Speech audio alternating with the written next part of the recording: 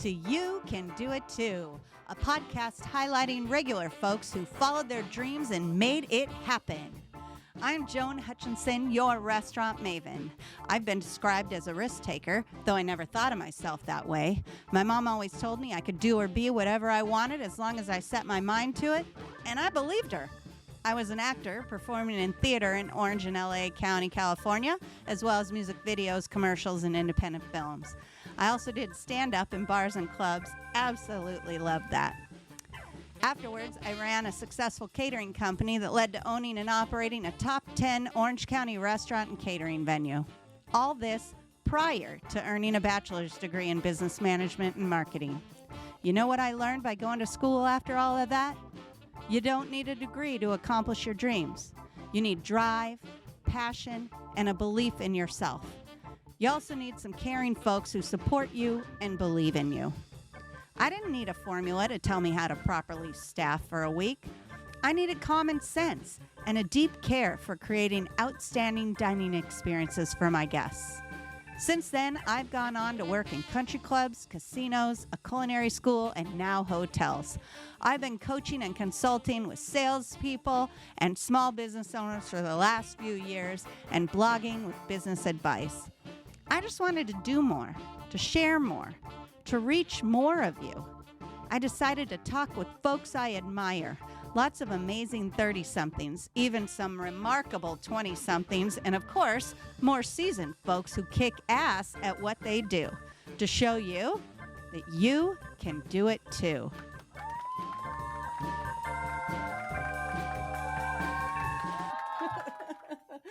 I love that music.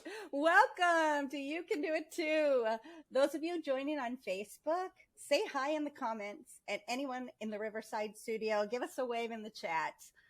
Today, I'm talking with Rebecca Baylor. She's a recruiter, coach, and serial networker. She currently works as a search strategy coach at Hunt Club, which is a high-growth recruiting and technology startup. Rebecca believes people are the most valuable asset of any organization. Her experience leading and mentoring teams across a variety of industries, from international consulting and state government to a small tech startup, has taught her that the power of human connection is infinite. In her spare time, she finds ways to connect with people in new and interesting ways, running clubs, mentoring groups, and even Bumble BFF. Welcome, Becca. Woo! Thank you. Happy to be here. Yay. Thanks so much for joining me today. I know you're always up for a challenge you can tackle, and you've always got a smile on your face, and you are just a super smart and brainy person who loves networking. So those are all the reasons why I wanted you to come here today. But I also wanted to talk to you because you're not afraid to step outside your comfort zone. Let's start with college. I know you took lots of summer internships. And when I was in school, I struggled getting an internship. I actually didn't. I tried and couldn't get an internship. So what was your secret? Okay, taking me back. First and foremost, thank you so much for the invite. Very happy to be here. I love the theme of networking. It is something that I am very passionate about and that applies to any aspect of life, work, professional. And so going to your question about college and getting internships, I had a couple internships, both for my undergrad and for my master's. And one that I'll call out is working with the Red Cross. So in undergrad, I majored in psychology and communications, two very broad degrees that very much focus on humans, human connection, like understanding what motivates people to engage in certain behaviors, what motivates them to do the things that they do and love the things that they love. At the same time, I had no idea. I knew I liked humans broadly, but and liked helping people, but I started my first internship with the Red Cross. The Red Cross, a lot of people know about them from their blood drive work, but one of the largest arms of what they do is actually is disaster preparedness and response. So because of my communications degree, I was doing an internship with them related to disaster preparedness and kind of getting the word out about what we did in Southeast Missouri at the time. But I got connected with them because of a volunteer group. So they needed a little bit of help with their communication side. I had applied for a couple internships, didn't hear much back. And then I came across an opportunity to work with the Red Cross from a volunteer opportunity. So it wasn't like an open apply internship. It was just something that came about because I was volunteering with them on the blood drive side. And then that's like the side of the organization that gets a lot of awareness. And then through blood drive volunteer work, I realized they needed a little bit of help on their disaster preparedness side. And so I was literally like helping write up like social media posts while a siren was going off anytime like a fire truck in the county was going out to help service. And so that's kind of a little bit of how I got into that environment. It was very interesting. Turns out disaster preparedness was not the career field I pursued, but it was a little bit of what I started my journey on. So yeah. So you got that job because you were volunteering somewhere. Yes, absolutely. And that's kind of been a theme in my life a little bit. For better or for worse, am pretty impassioned by a lot of different things. Having a degree in psychology and communications, it's pretty broad. And so I just kept following, not to sound too corny, but I kept following my heart and finding things that I found interest in. And volunteering was one of those. And so I just kept pulling on those threads. I'm like, okay, I would love to volunteer for a blood donation drive. I would love to volunteer for Habitat for Humanity. And from those experiences, found a couple connections. It wasn't a direct apply for that particular internship, but that's how I got started. So yeah. Yeah. Well, in life in general, that seems how it is. You're meeting people through volunteering. And so then when you say, hey, I'm trying to find you're not even asking, you're just saying, oh, I'm applying for internships. And then maybe it would come up. Is that how it happened? Yeah. So, well, for that particular one, I've had a couple others as well. And I think like applying for internships, even though it's been a little bit for me since I've done I think the last internship I did was a fellowship in 2015. So it's been quite a while, but just apply and ask around. So if there's an organization that you're empowered, like that is interesting to you, whether it's a nonprofit, I started my journey professionally in the nonprofit space, all the way back from my undergrad internship at the Red Cross, all the way to like after I got my graduate degree. And so I just kept finding nonprofits that I was interested in and seeing what they were doing and what they were all about. And whether it was like actually applying to an open internship or just seeing if I could have a 15-minute coffee or conversation with someone at the org that was doing amazing work. That's really how it got started. So for me, at least. Well, that's awesome. I mean, it's a great way to get out there. I always told my kids they should work for a temp agency so that they could work different places and see what it's like in different places. But maybe it's volunteering instead of working for a temp agency. I think temp agency, that's a good idea too. That's a good idea. I'm not working for a temp agency myself, but to be honest, there's so much pressure when you're an undergrad or even when you're in grad school or when you're, a young professional trying to figure out what career you want. You think like, okay, I need to have it all figured out. I need to know what my path is. Like, what do you want to do when you grow up? And you have to have an answer about what your career path is. But the honest thing is like some of the biggest advice that I have gained through my experiences and what's worked well for me is like follow the opportunities in the past that allow you to grow and allow you to expand, but don't feel like you have to box yourself into one route or one path of life, because even if you have it all mapped out, step 1, 2, 3, chances are life's not going to work out that way anyway. I'm in Missouri right now. I thought I was going to live in Michigan for the rest of my days. And so, yeah. And I started with the Red Cross and I currently work for a high growth recruiting firm. So those things at the start were not connected. Yet I found myself here. Yeah, Mel Robbins always says that. She says, it's usually not going to work out the way you plan anyway. So just go with it. Yeah. Yeah. So you came out of grad school with a career as an international consultant, which sounds like very lofty. Can you tell us about that? Like, what brought that opportunity to you? And what does that mean, an international consultant? Yeah, so that's a great question. International consulting is a pretty broad field.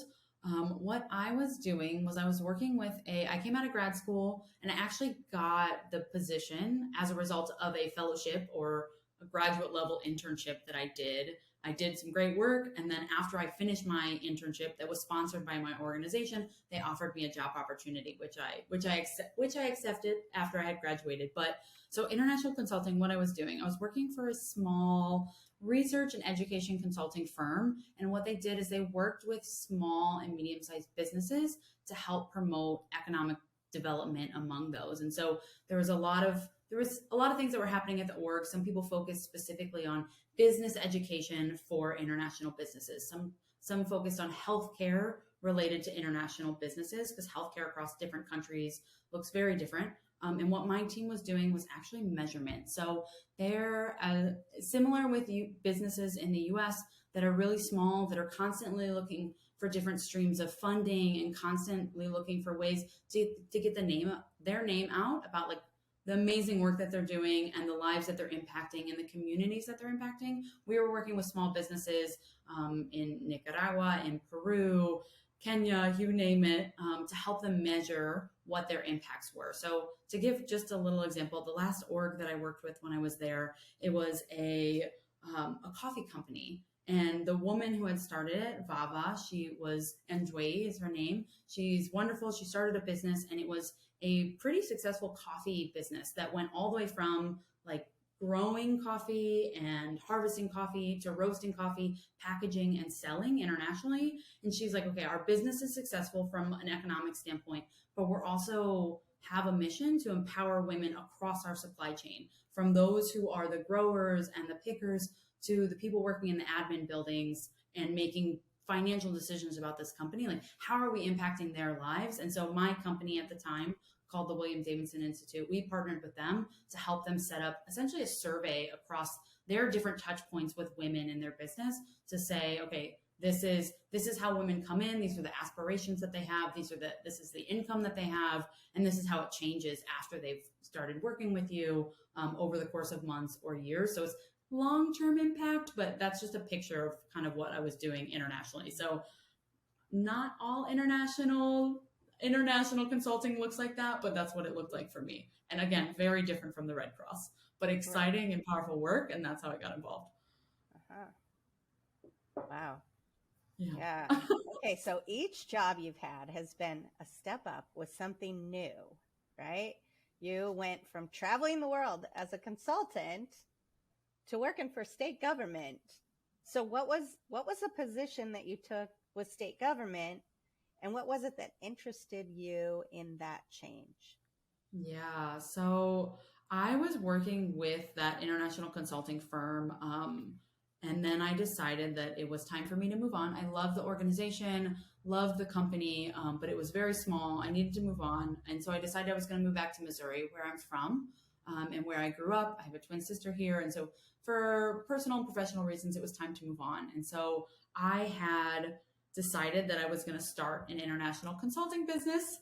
And I convinced my prior employer, that international consulting company, that they wanted to be my first client. And so I had one client as an international consulting business. I was kind of starting to network out with other orgs that I had worked with, other businesses and small entrepreneurs. And then I moved back to Missouri, and about 3 months later, the pandemic happened. And so it turns out in the middle of a global pandemic where travel stops is not the best time to build out an international consulting business where travel is required.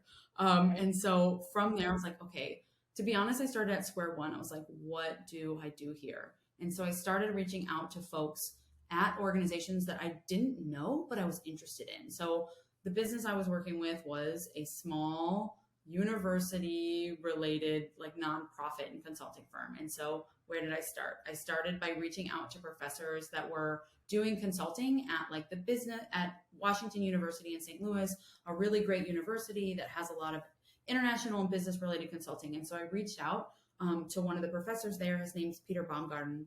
And I reached out to him. We had 2 or 3 conversations. I just wanted to get the lay of the land of what orgs looked like there, knowing that I had like a 6-month contract. I needed to quickly transition, but I didn't know exactly what I wanted to do. So I reached out to him. He wasn't immediately hiring. His org wasn't immediately hiring, but as soon as one of his previous clients, the state of Missouri, they were hiring for an org, and he posted it on his LinkedIn page actually and was like, this is a great opportunity. He forwarded it to me. And he, to be honest, we've only had 3 conversations at this point. He forwarded this and was like, you seem like you might be able to do this.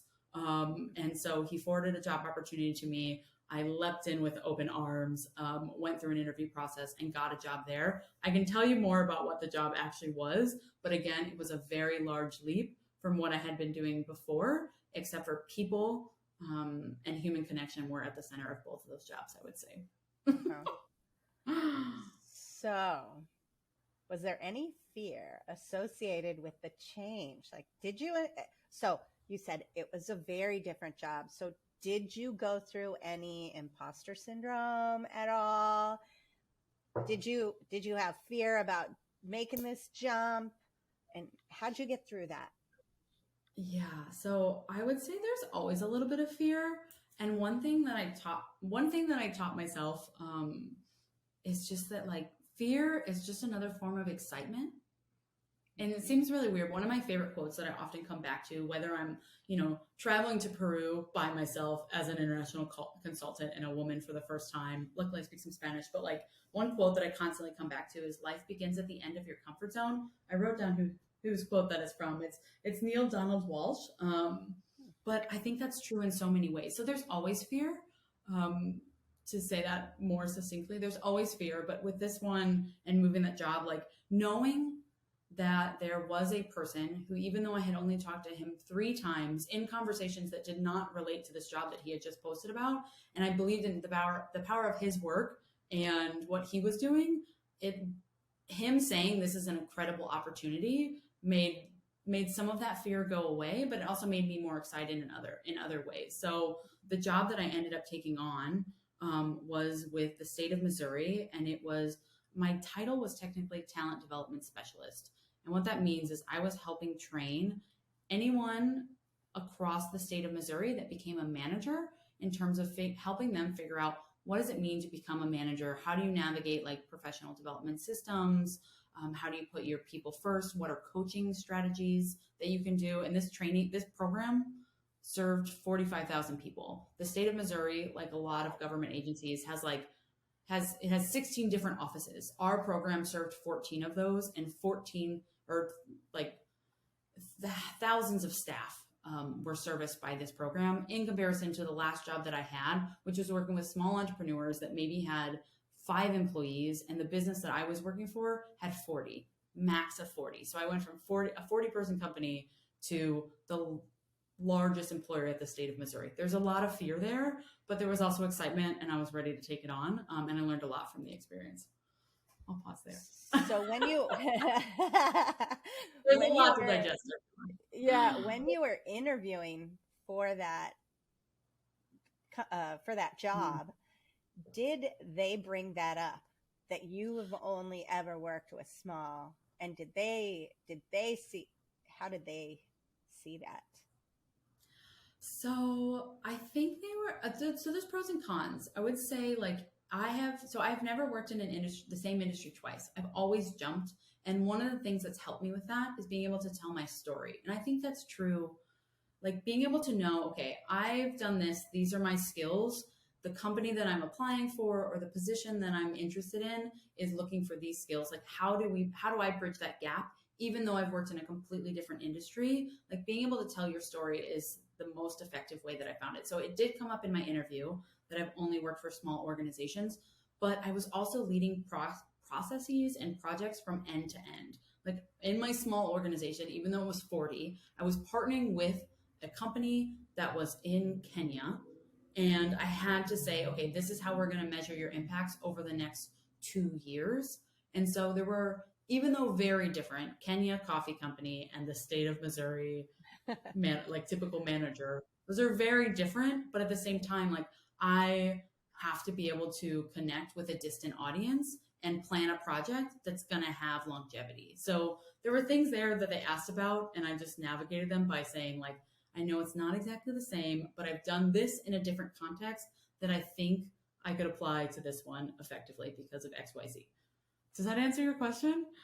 Absolutely. I mean, that's how you would answer the question in the interview, right? You're finding your skills that would apply to what it is they're asking. So you've already thought of that. You looked at the job and said, I've only worked for small companies and this is massive. So what's my answer when they ask me that? Because I have had that in my career as well, you know. You owned your own restaurant, but you only had, 15 employees. We're a casino. They're a small town. They're bigger than 3 of the towns where I live put together. The casino was. So, they're going to ask that. And you just have to have the right answer when they do, I mean, you clearly don't have a problem with confidence. Yeah. Or like, even if you don't have the right answer, I would say like even being able to think around what that problem entails and what skills you can apply to that situation are really helpful. Because to be honest, like maybe someone has run 3 casinos before, but they weren't doing a really good job. Like, are they really that much better of an applicant? Because you were running things from start to finish and from the ground up, yeah. So say you had 50 staff, but you started at 0 versus coming into a position where you start with 200, there are things that building from 0 to 50, like there are skills there that apply just as much and if not more than being able to just kind of grandfather into 200 for lack of better wording. Yeah. Right. So, yeah.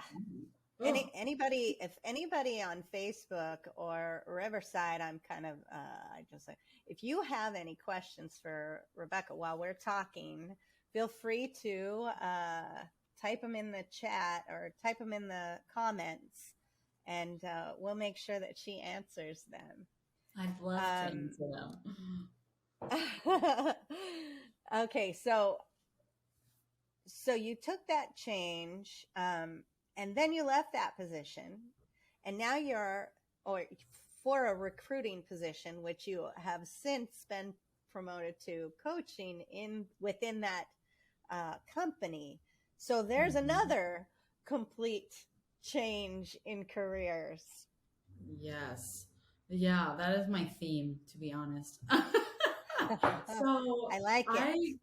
I got connected. So I'm currently working for an organization called Hunt Club. They are a recruiting firm and a startup originally founded in Chicago, but we have staff across the country and we service businesses across the country. And I'd like to think of us as a next level recruiting firm. We have a human first service that we offer in terms of helping organizations find their next most important hire, whether that's in sales, marketing, product, and really helping them level up through that next hire. But we also have a software and a technology that's backing us up.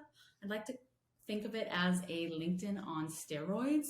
And so we are like tech enabled throughout the whole process, where we have a network of experts, which is all, so if we're say we're looking for a company that's looking to hire their very first VP of sales, we tap into our network first to see if there's anyone that is strongly suited for that position or job, or knows somebody who is. So we have a network of about 13,000 experts, and we have that mapped. So instead of just reaching out to someone blindly, so for example, say Joan, someone's hiring for their next their next head of their their business, their head of retail sales, for example, for a brewery or a company. And instead of reaching out directly to you first, say you're connected to somebody else that's in our expert database, we would reach out to them first and say, hey, we're hiring for this really competitive, awesome opportunity at this brewery. We see you know Joan. Would you be like, would you recommend her for this position? Would you be interested in connecting her with this opportunity? And that's always our first step, because the power of a trusted connection means everything, both for the hiring company, but also for the candidate that's interested in that opportunity, and the person that has the power to connect someone else to their next big move. So that's the company I'm working for now. It's a very powerful organization. What I'm doing is I actually help coach a team of junior recruiters to understand what is our process when we kick off a role with a client, and how do we use technology across that process to enable efficiency and success.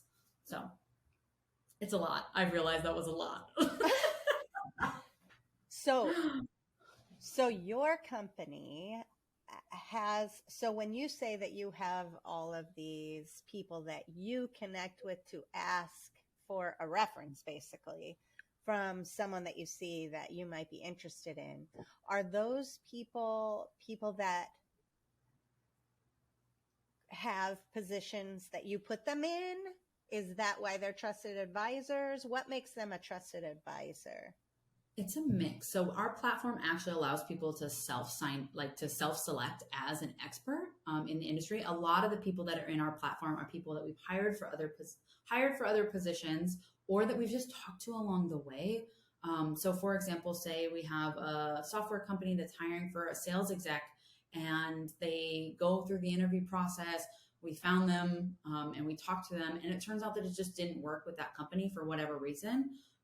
They often sign up for our platform afterwards as an expert in their space that wants to either be aware of other open opportunities with the hundreds of clients that we work with, or they want to refer people for positions. So if you are an expert, most experts in our network are leaders in their respective spaces, and they're just really interested in knowing what's out there, but also just being the person to connect someone to another job opportunity.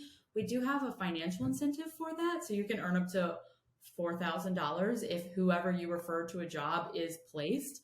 But when we have done like research and studies into who our expert network is and why they're involved, it's often just comes down to like, this is an awesome opportunity. I know an awesome person that would be perfect for this, so I recommended them for the job.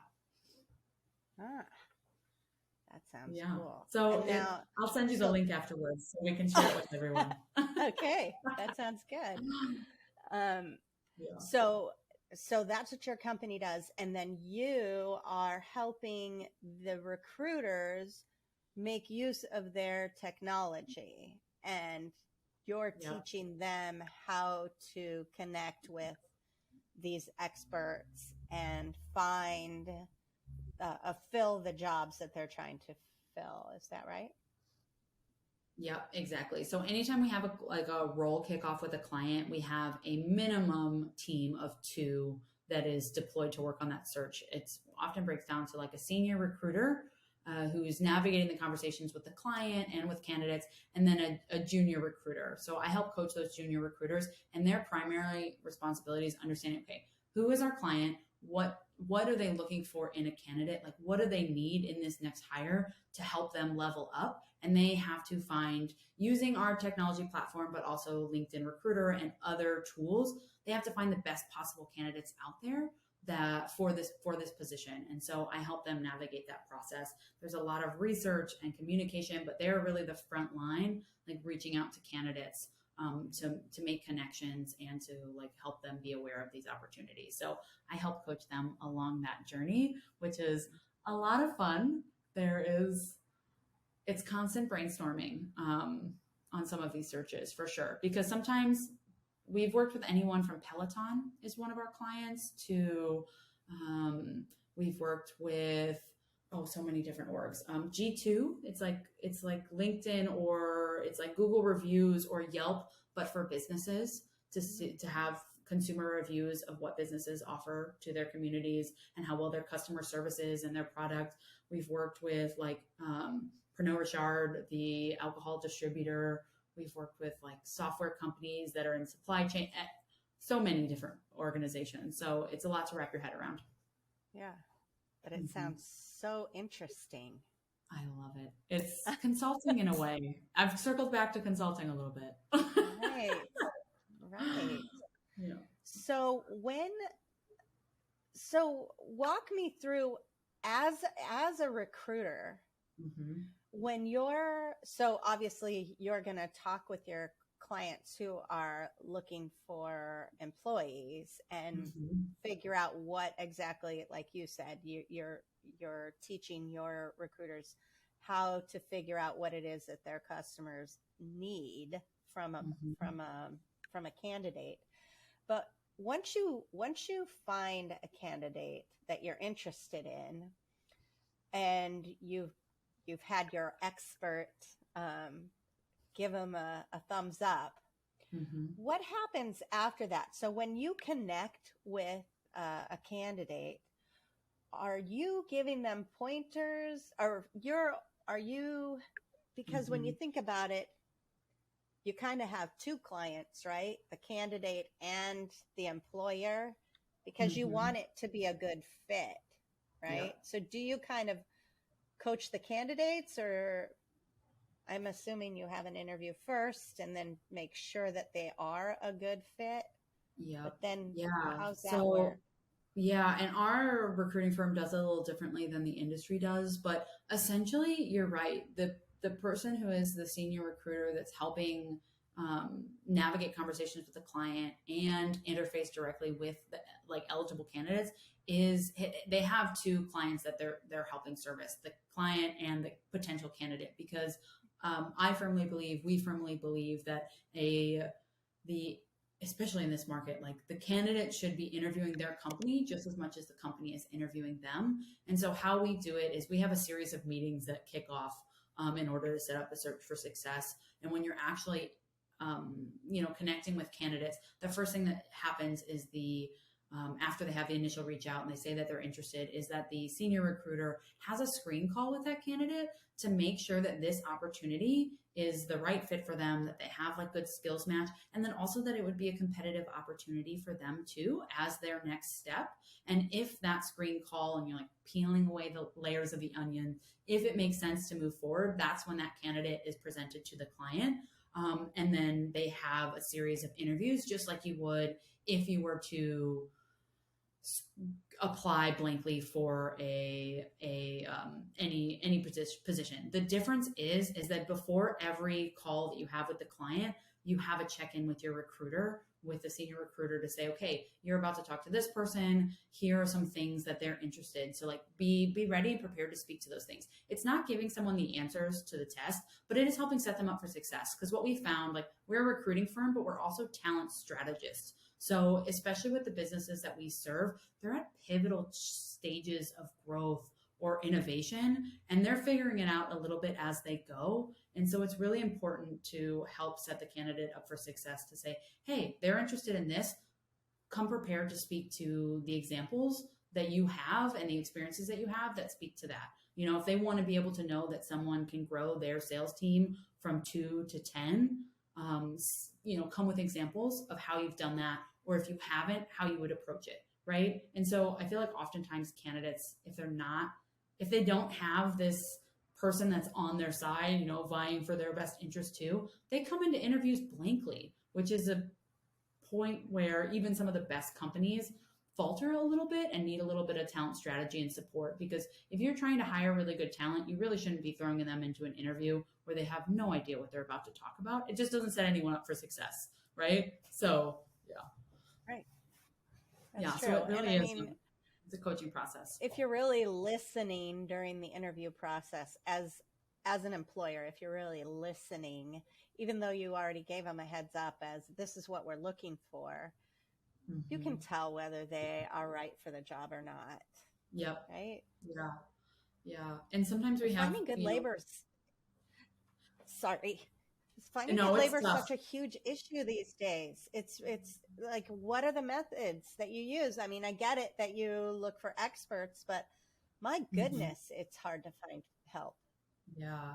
So shared connections, it depends on what level. So I'll add a little caveat that so Hunt Club, we work in a lot of different industries. We're industry agnostic. So we work for software companies, we work for e-commerce firms, we work for very small coffee startups in New York. Like those have, our client list is very large and the roles that we fill are large, but we tend to specialize in senior manager level roles and above. So we hire a lot of directors, a lot of VPs that are going to like set a vertical up for success for that business for the first time ever.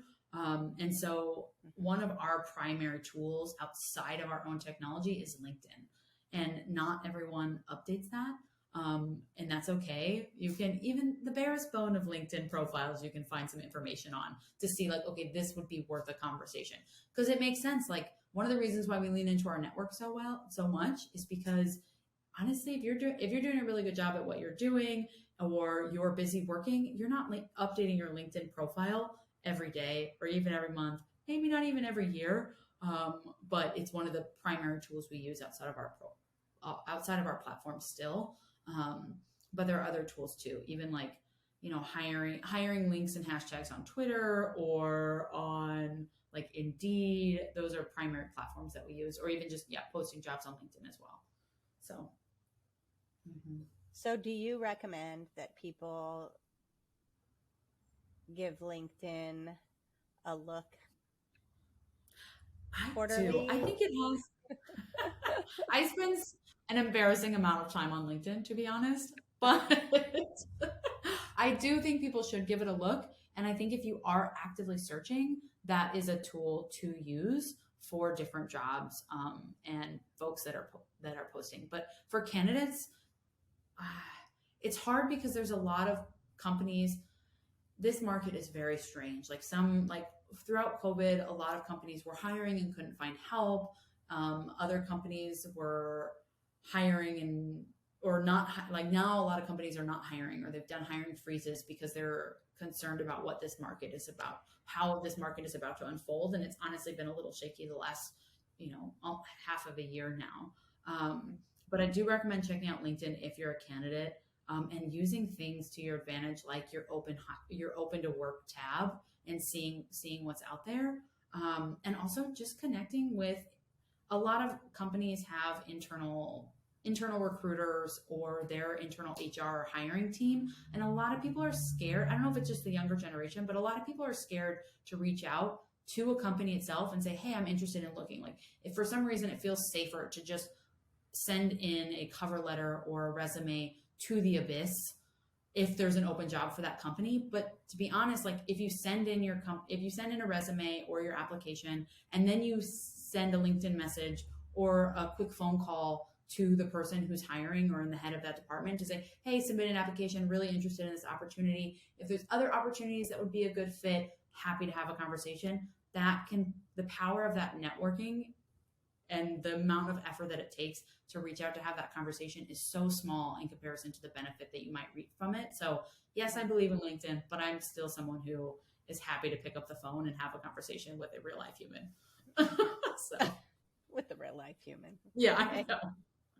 At the end of the day, that's who's going through your job application. So, and they know who's applying and they know what jobs are open. So sometimes you're applying for a position and they're not hiring. But if you have a connection, and if you make a connection, don't you want to be the first person they think of when they are hiring? If you're really interested in that company, they provide good benefits and you'd love to work for them. For me, networking isn't an immediate payoff, but it's like it's building out your system of experts, the people who can help support you or navigate tricky situations, whether that's job searching or I'm in the process of buying a house and I know one day I'm going to need a plumber. So I'm reaching out to plumbers, getting quotes. It's a good idea, especially now. Well, at least where I live, it's really hard to get a plumber to come to your house. But if you have one that's a friend, maybe he would show up. Yeah. Yeah. So, so you have made a lot of changes in your life. So can you give some advice to those that are feeling like they're ready for a change, but maybe don't know what it is that they want exactly?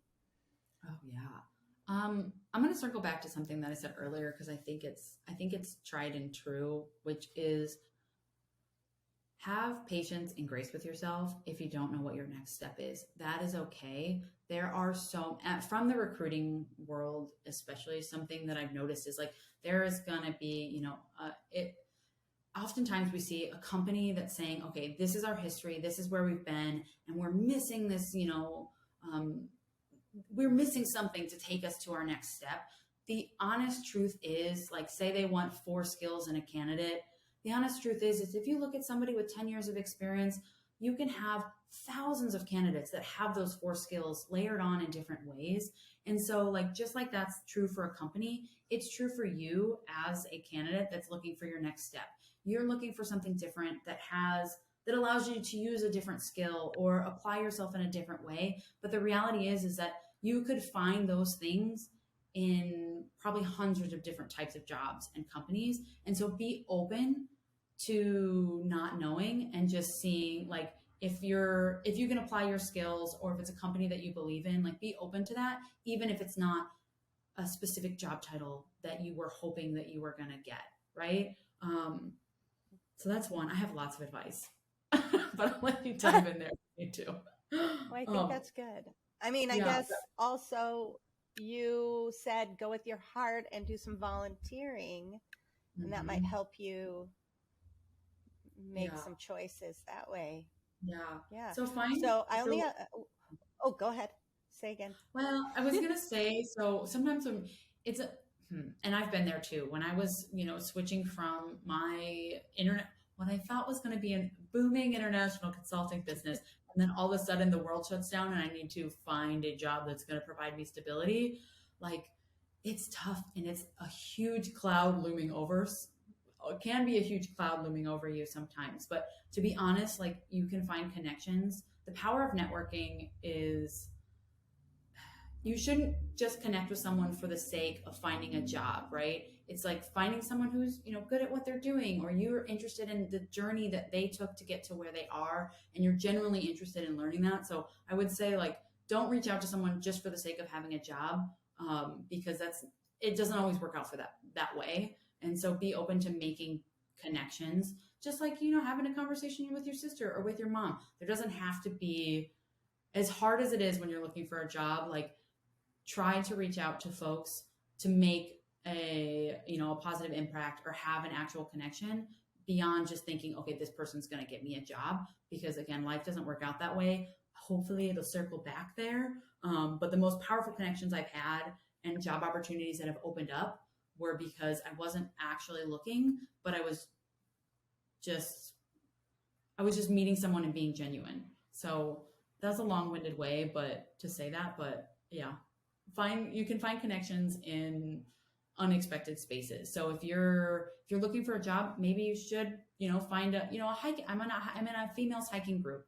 And some interesting opportunities have opened up that way, simply because I was talking to someone about what they were doing and how their career has pivoted, even though I wasn't looking for a job. So you don't only have to find opportunities and connections in spaces where it's just sending a resume into the void.